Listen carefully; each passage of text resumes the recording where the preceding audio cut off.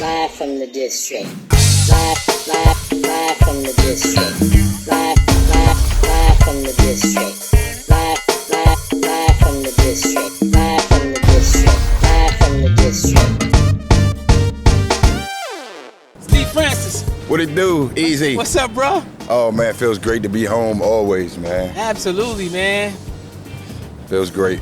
Hey, man, society, yo. Shout out to Jason, bro. Man, he changing the look in Silver Spring. He's been planning this for so many years, and to see it prosper like this, you know, it gave Silver Spring, downtown Silver Spring, another new life.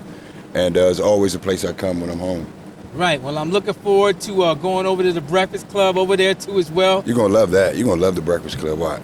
No doubt, man. So before we get into it, man, of course you're from this area, bro. You are at home. This is man the grounds for Steve. This is the place that birthed Steve Franchise. Man, I could just, every time I come here, I just can see the younger me riding my bike, meeting so many different people, walks of life here in Silver Spring, you know, right by the line at Tacoma Park. So it brings back so many memories when I'm home.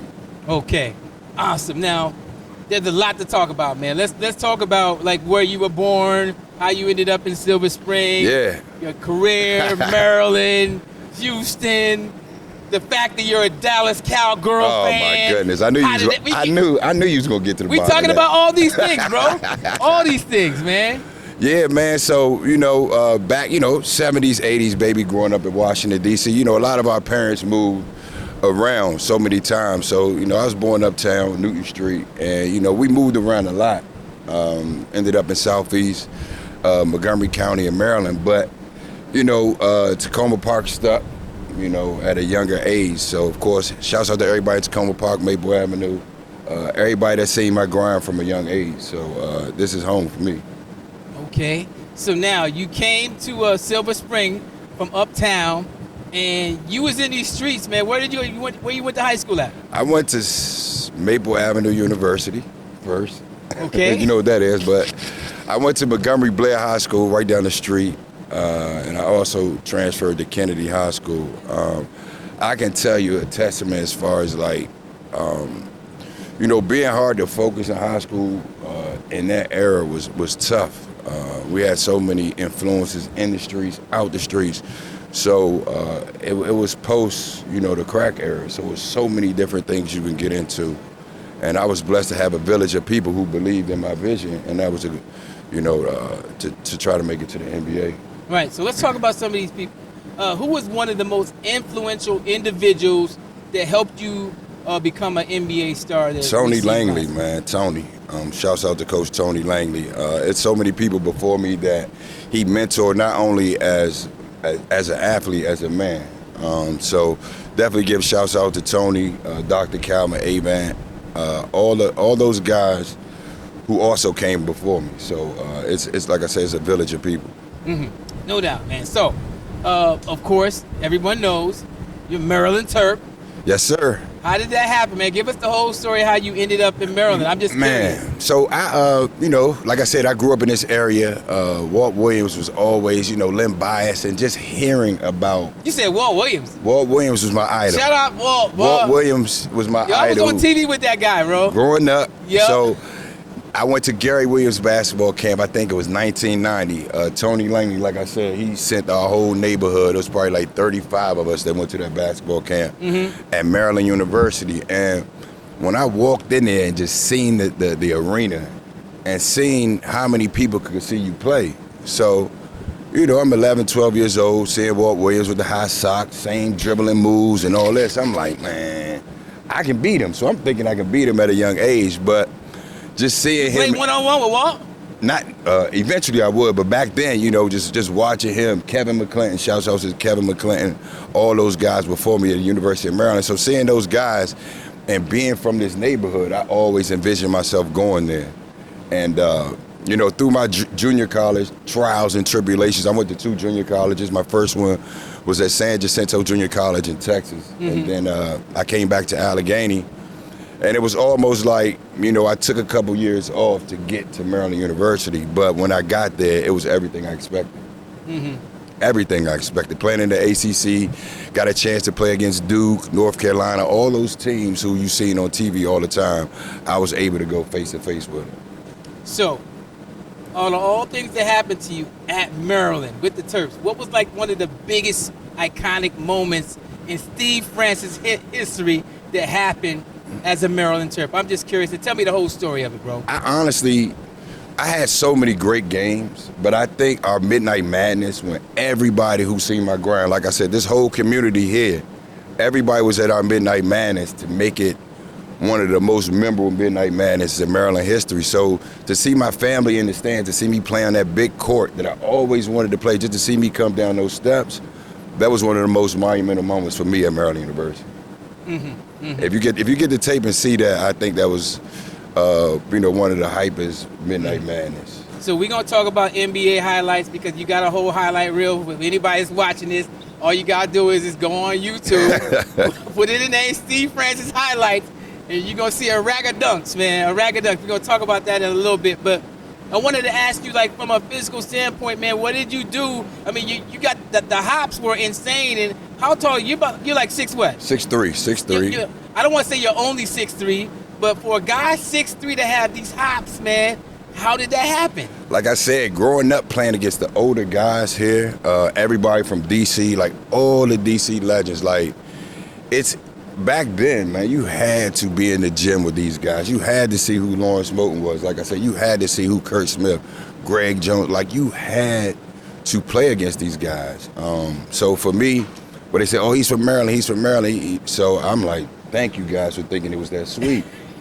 Thank you guys for thinking it's that sweet because, I'm right down here. It's Tacoma Park right across the Tacoma Station. So being the underdog, a smaller guy, and always playing against the bigger guys, it was like I was training myself younger to prepare myself for the contact of the bigger guys. And my brothers ain't never hold back. Those were the guys who would foul me hard and make sure that I worked hard every day. So those guys, I don't want to say they busted you upside your head, but they put something on you and asked the aspect of you balling with these guys that had an elevated game. It transferred into you, right? So imagine myself and Jason Muscari. We're the smallest guys in this area, and we had to play against these guys, like I said, every day. Regardless how small we were, how old we were, but we wanted the challenge. And I think it helped, build us as men also, besides on the basketball court, and help us know a lot of other people besides the people in our community. So we would go to different communities and play, and still, if they were better, we would go back and practice even harder.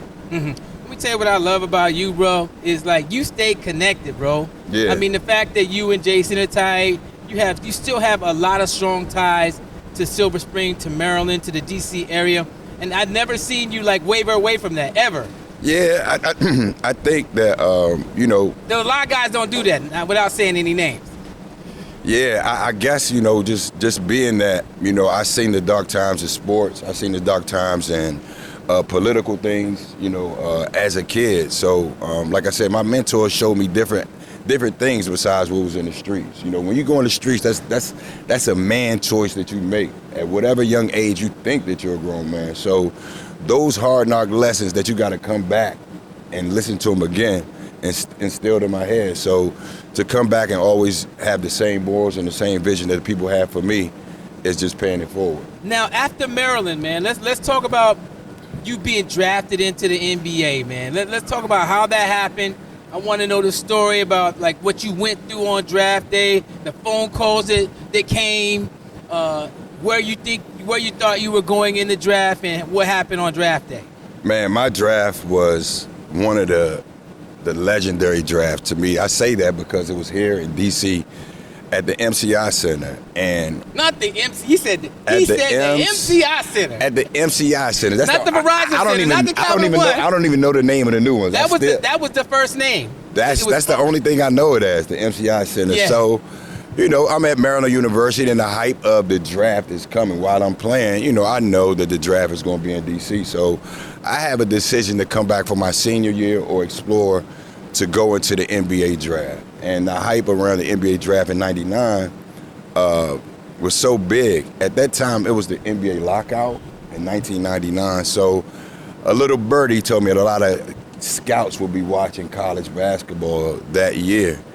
And, you know, playing at home, playing at Maryland, we had some significant games home.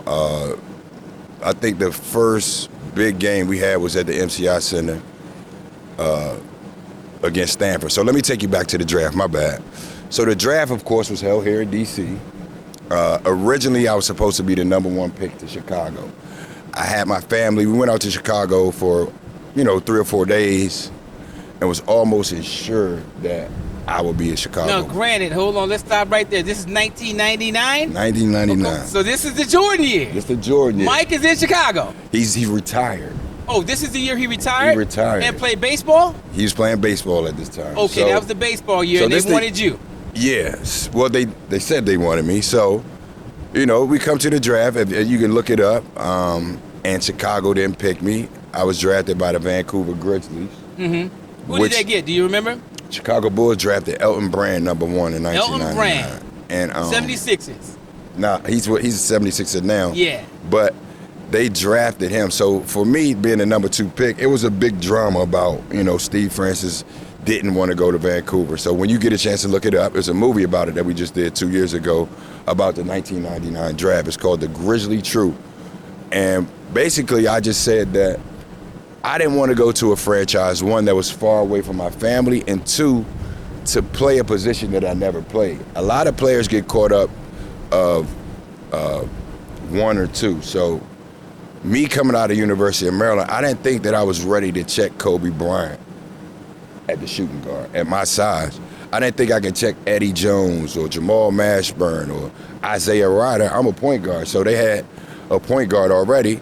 So I was just like, you know what, man, I'm not going to come. So eventually, August 27th, we just passed that day yesterday, August 27, 1999, one of the biggest trades in NBA history when I was traded to the Houston Rockets. So that's how that went. I never told that myself the whole time. That was the first time I had to go through all of that. But yeah, that's how it went, man. And it was a blessing in disguise. I was able to be traded to Houston with Hakeem Elija, just to learn a lot from him as professionalism. Charles Barkley was there. Didn't learn too much from him. But I was able to, be able to be a point guard when I got to Houston.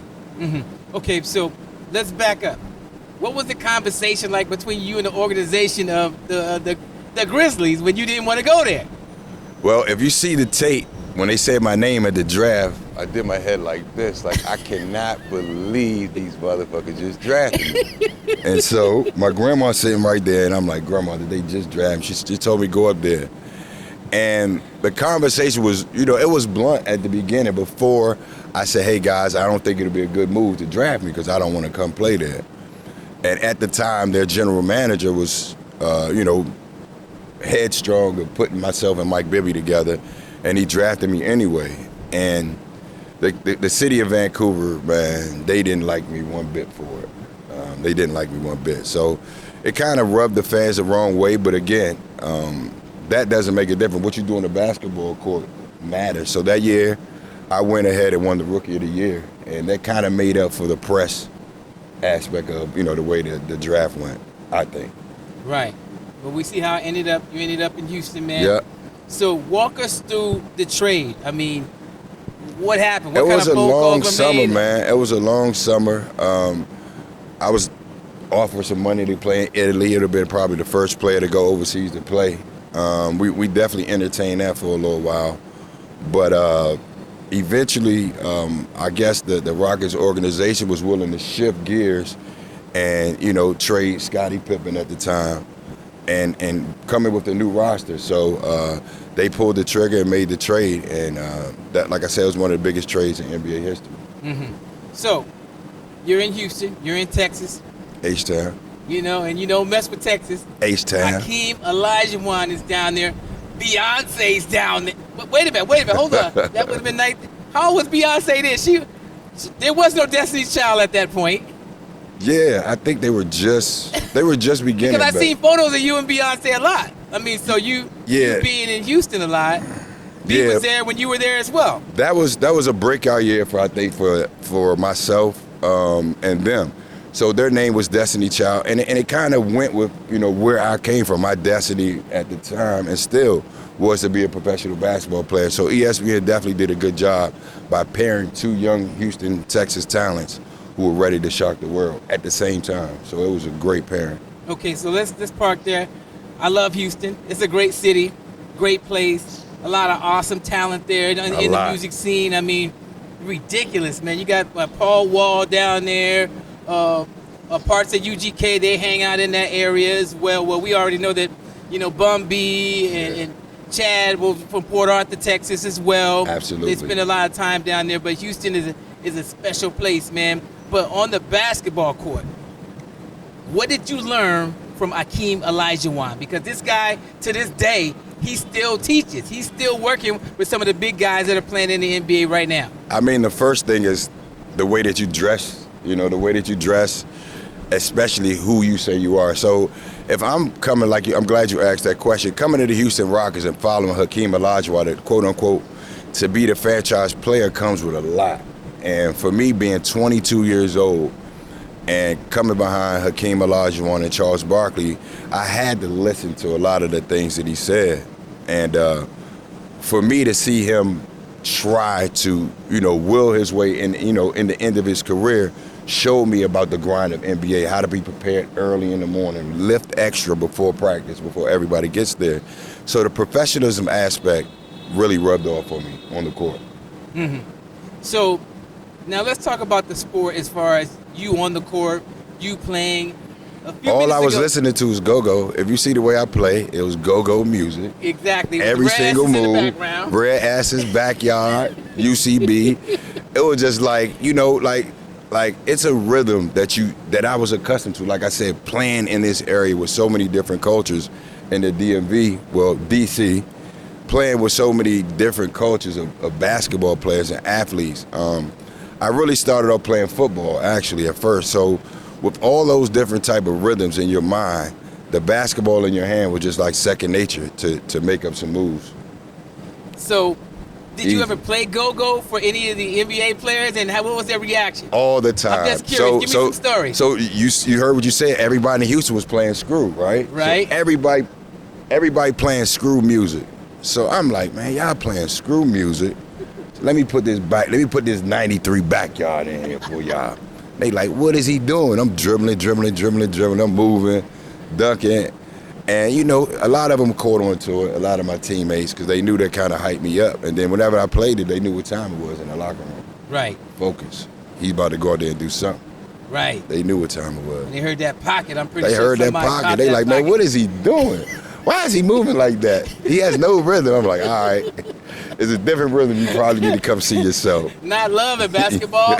Go-go in basketball. Completely. Okay, so earlier you said you didn't want to guard Kobe, but eventually you ended up guarding Kobe, right? Man. Give me one story about you guarding Kobe Bryant. R.I.P. to, of course. Nah, he just like, franchise, this ain't for us. It's not for us. And, we played in the backcourt 3 All-Star games consecutively together. And, I seen when he was a rookie and how much he was ridiculed for those air balls that he was taking as a young kid. Those were a lot of shots, a lot of pressure. So I came to like the way that he approached the game. He wanted to be a leader. He wanted to win every game. And, we cross-checking, of course, when, point guard and shooting guard match up. But just seeing that quickness and knowing how much work he put in before, after, summertime, you never seen him slipping as far as preparing for a game. And being in the locker room with him at All-Star games, when guys are just joking around at the All-Star games, he's like, Steve, franchise, fuck that, we about to win.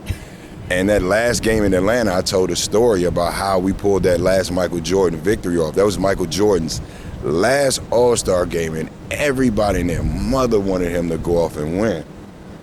And the competitive nature of Kobe, we end up winning the game. So that was, besides planning the season and him telling me how much he seen me, add things to my game was always a good thing when we matched up. Mm-hmm. So if you didn't want to have to guard Kobe, who would be the number 2 person that you had the toughest battles in the NBA when this individual was defending you?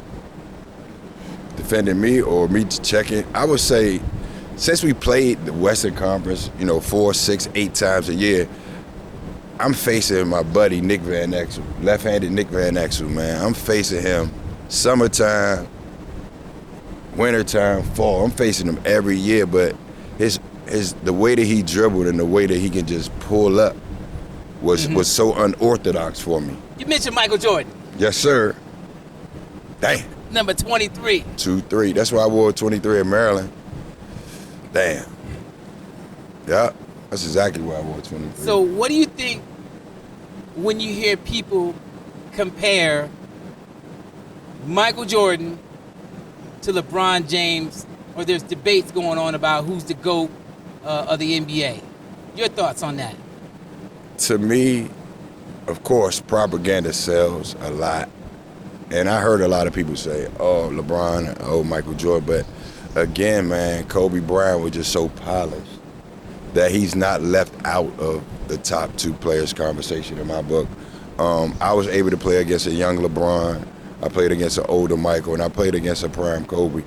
And all of them had something in them. But at the end of that game, who's going to look like, all right, I'm really about to own this fourth quarter. I'm not going to pass. Whoever's going to make, I'm going to make the play to make sure we win these 6 championships. And I haven't seen it done like the way that Michael Jordan has done. LeBron is probably one of the most talented athletes, both physically, basketball and football. But I just couldn't put him over Michael Jordan or Kobe Bryant in my book. But I think he's great. He's been great for so many years for the league, and what he's done to transition, from that era to this new era we're seeing now. So, Steve, what do you think about the fact that we're possibly going to see LeBron James on the court with his son, Bronny, at the same time? I think it's magnificent. Anybody dreams that you can play with your brother, your cousin, any friend, but imagine your son being on that court with you, or just seeing your son getting drafted. So it's hard alone just for one person to get drafted. I think it's only been 5,100 players in the NBA over the 75 years. And to have your son there, and from what he's brought to the game, LeBron, I know that his family and everybody else around him is excited about it. And more kudos, and I hope that he's going to learn the game the right way. Again, it is the NBA, and nobody's going to take it light on him. In the Western Conference, dependent, like I said, I didn't want to come in the NBA guarding someone in that position. So it's going to be a hard matchup for him defensively, especially against point guards. You got Shea in Oklahoma. You got guards in Houston, Van Vliet. So it's a lot of guards in the Western Conference. So, but it's a good step in the right direction for the NBA. Right. So, yeah, the marketing on this whole thing is going to be insane, man. I can't wait to see how they roll this out. The endorsements are going to roll everywhere. How much pressure is on Bronny, though? I think the pressure on him is just to get better. They're giving him enough rope because he's young, he's LeBron's son, and not to compare him with LeBron has done. His dad is number 1 in probably all the statistics, games played, points, and all those things. So I hope that they're not trying to shoot him straight at that vision. But to every week, just to get more in tune to the NBA life, because that's what it's going to be about. The travel, the negativity, all those things are going to affect the young kids. So hopefully he got a good group of people around him with him. J.J. Redick is the coach that of to the me, L.A. Lakers. Are you okay with that, I'm bro? going to tell you this, man. I love basketball, but there's no way that just because he went to Duke and he criticizes people on television, like he sounds like a great coach, but I look at it like all these other guys who put a lot of significant work in. You have my boy David Vanderpool here in Washington. You have Sam Cassell. Yeah, you have so many guys who have championship experience. Mark Jackson. All these guys who have experience and get looked over just because it's the it thing right now with generation, because all these guys are doing these podcasts. But the thing that's going to happen, just like when Darvin Ham was the coach, LeBron is not going to listen to not one word J.J. Redick is saying. So we'll see how he's able to maintain that beast. You said Bron's not going to listen to one For word? what? Why would you listen to him? I wouldn't listen to him. If he was coaching me, I'll just look at how much I used to bake him and be like, what are you saying? Like, you know what I do, so talk to somebody else. So it's definitely going to be hard for him to get through. And the camaraderie with, like you said, the circus around him and his son being there is going to be a lot of distraction for a rookie coach. And we'll see what happens. But the Lakers are the Lakers. They can find a way to do it. But when Magic Johnson steps away from the Lakers, you know something popping. Yeah, absolutely, man. That was real Magic weird for stepped me, away, man. so Woo. something popping. Speaking of Magic Johnson, what a perfect segue. You know where we're going now. Hail to the Redskins.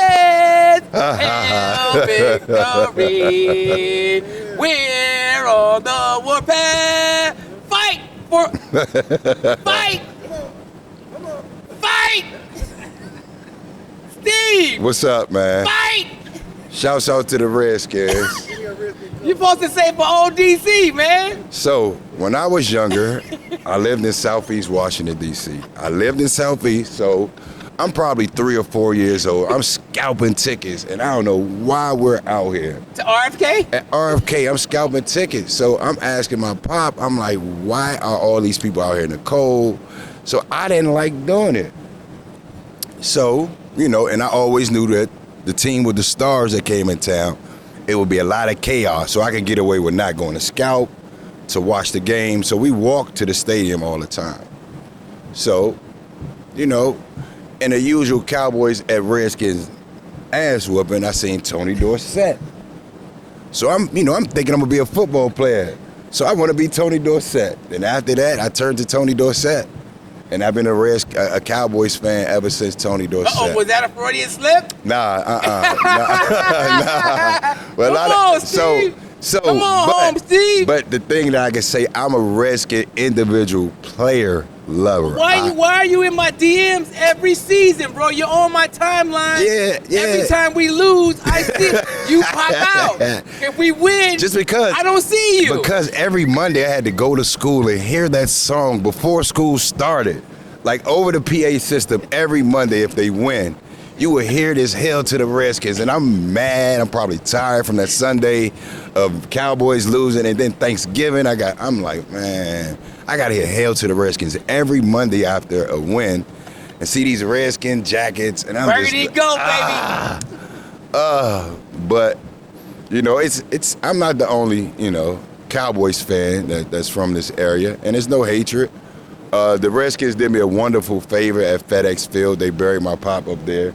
So he's buried. They gave him a nice plaque over across FedEx Field. So that was a great gesture. So, but hopefully that, you know, honestly, with the new management, and I see that the diversity that they're heading towards, and praying that they get a stadium in the city, man, to bring some more jobs like it used to be. Like I said, I used to scout tickets as a young kid in Southeast. So I'm glad you mentioned that, man. Imagine that. Imagine our summer youth, like when I grew up. Like, even though I was living in Maryland, a lot of my friends who worked in the Mayor Marion Barry program, they wasn't upset. They were happy. They were riding their bikes to Maryland to buy food and do things. So that camaraderie was always there in the summertime, you know, because of those type of programs. And those are the things that I look at on my past and even to my future, what I do now. So what do you think about the fact that we see Josh Harris making moves, we see Mayor Bowser making moves to bring Washington back to the District of Columbia on the grounds of RFK? Your thoughts on that?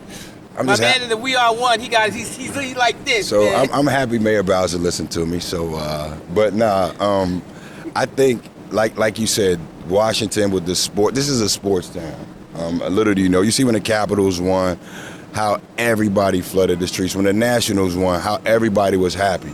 So, and I, you know, even in Houston, I learned a lot. Like I heard when I was playing that a lot of violence was down because being relatable to some of these football players, being all the way out in FedEx Field, you know, it's cool, but being in the city, the kids can drive by the stadium like they can do the Nationals and probably the Wizards, if the Wizards ever get their act together. But, you know, but to have all those sports that are right there visually for a Washington, D.C. kid, I think it's imperative.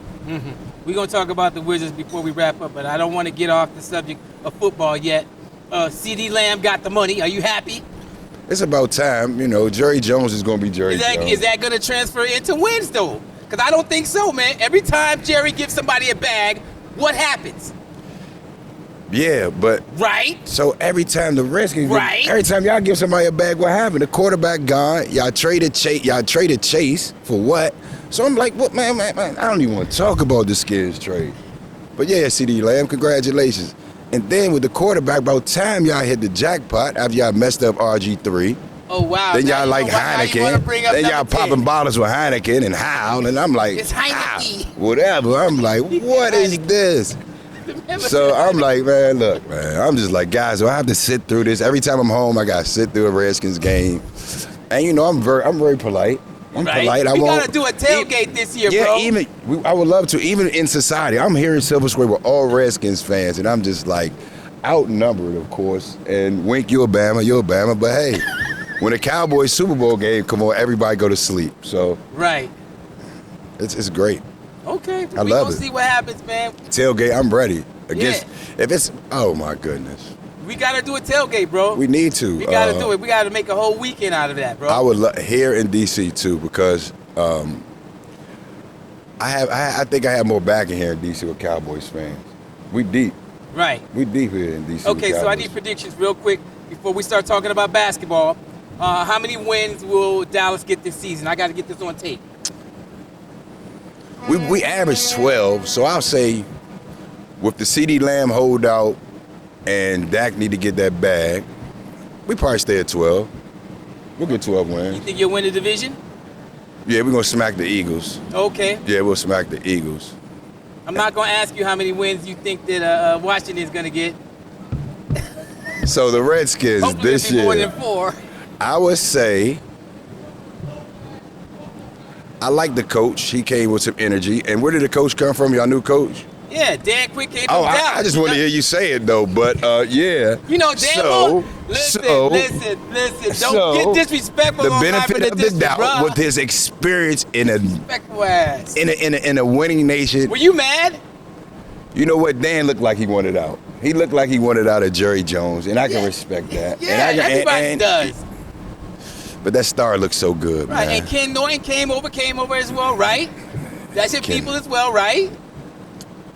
Yeah, but I mean, I wouldn't do it. I mean, Primetime did it. Shouts out to Dion. I couldn't believe it. But I'll say, and y'all like ties, so I say y'all have 2 ties this year. I'll leave it at that. Y'all You gonna said have 2? Y'all gonna have 2 ties, man. 2 ties? 2 to 0. 2 ties. 2 ties.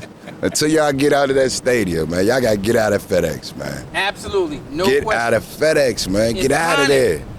Get out of there, Heineken bottle. Get out of there. So real quick, let's switch back to basketball. You mentioned the Wizards earlier. I'm only bringing this up because I just saw a highlight of you dunking on somebody. That's on the highlight reel At the MCI Center. at the MCI Center. So that's my home court, man. So shouts out to everybody that played for Georgetown. Everybody played for the Wizards. But I went to Maryland. And anytime I had a game in the MCI Center, I just felt like I had to play my best. And I think that I always bought a show. Every home game we played, I at least donated. Thanks to Shasia Jones and the Wizards back in the days. I always had 500 tickets to every game for the local Boys and Girls Club. So it was always a show when I came home to play against the Wizards. How did it feel, man, coming home? Other individuals have come home to play before, but for you, what was it like being from D.C., being from Silver Spring, Maryland, playing downtown MCI Center, and everybody and their mama, you know, was there. The whole family was there. How was it, man? It was just like I said, when I went to Maryland University, it was the same feeling. So all my family was able to come see me play at Maryland. And then to play on the NBA stage against some of the celebrity stars that my friends and I grew up really, idolizing. And to be playing against them at home only gave you more incentive to play harder. Were you playing angry? I was playing relax. It was all go-go. I'm like, after this, I'm going to see back. So let me cross him up. After this, I'm going to see S's. So, it was just like, all right. It's just like playing at home. So I was like, all right, I'm going to dust y'all off and go right out again. So shouts out to all the Wizards players. So if you had to consult the Washington Wizards to get this team back on track, because they're hot garbage right now, They're not a good team. We got to do better. What would be some of the top 3 things? What would the top 3 things be that you would do to get them on the right track? Identity.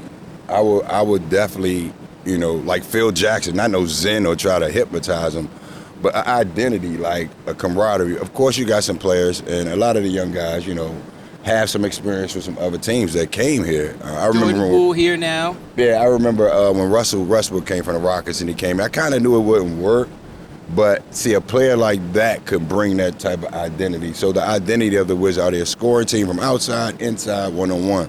So the identity of the team. 2, who's the leader? Who's going to step up and be like, hey, this is my team? So they haven't had that since Bradley Beal left. But it was a decision that the organization is rebuilding, and as the organization, stick to your guns for 3 or 4 years. I know it's not the NIL like college where everybody transferred. They're making the financial decisions to make these trades. So 2 or 3 years together, is okay, but stick with your guns. See if this point guard center work or these 2 forwards work together in any type of combination. And that's how I watched Greg Popovich build the San Antonio Spurs from 1999 when it was the lockout year. A.B. Johnson, David Robinson, Tim Duncan, Manu Ginobili, all these guys. He built an identity. And we were on the verge of doing that in Houston, but, a lot of things happened. But those are the things that I've seen. Mm-hmm. Okay. Appreciate that. That's it. We need all the help that we could get. We got that guy the guy from France, man. I'm noticing that there are a lot of European players now coming to the NBA. There was a few there when you were playing, but what do you think about the explosion of European players from Serbia, from France, now just really, really, really, I don't want to say taking over the NBA, but like they're really making their mark on the league. Your thoughts on that? The NBA is a super global business now. You have NBA China, NBA Africa, NBA Europe. So as the NBA is expanding, the TV contracts are getting enormous. The pay for the players are getting enormous. So a lot of the American teachers that they have who went abroad to teach the game is starting to catch up. And that's helping the NBA out a lot. As you see, eventually you'll see all these different leagues playing a world championship, NBA Africa, NBA Europe, NBA China, versus NBA North America. So North America probably be Canada and the United States. So it's a broad game now, and it's open. And again, if you're not drafted here, NBA Africa, like all of those things. And look at the WNBA.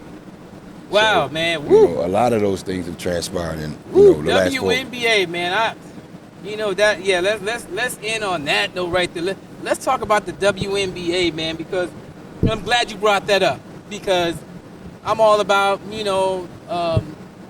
equality and making sure that the women get, what they deserve, because they play the game with such a fire and a passion, especially this season with the Caitlin Clark. You have Angel Reese, of course. Asia Wilson scored like 42 points last night. Wow. I mean, yeah, I see what that. do you think about the W, bro? It's a different beast now. Like, they're not scared to show their skills. At first, taking the backseat to the men, and it's a pay deal.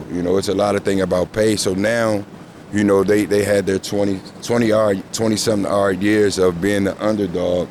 And now with social media being so much bigger, NIL deals being so much bigger in college, now they're able to focus on, certain individuals. And I think these last 2 rookies have definitely put a spotlight that's been missing from a lot of the people who put the groundwork in, like Cheryl Swoops and Cynthia Cooper with the Houston Comets.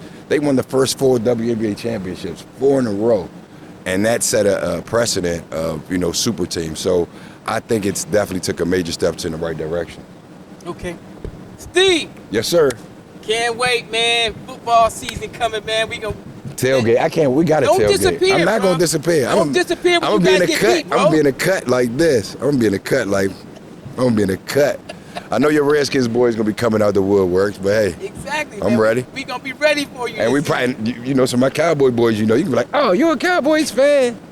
That's how that goes. Shout out DJ Rico and the rest of you Cowgirl fans. We still love DJ y'all. Rico, he know what's up. He definitely know what's up. Live from the district.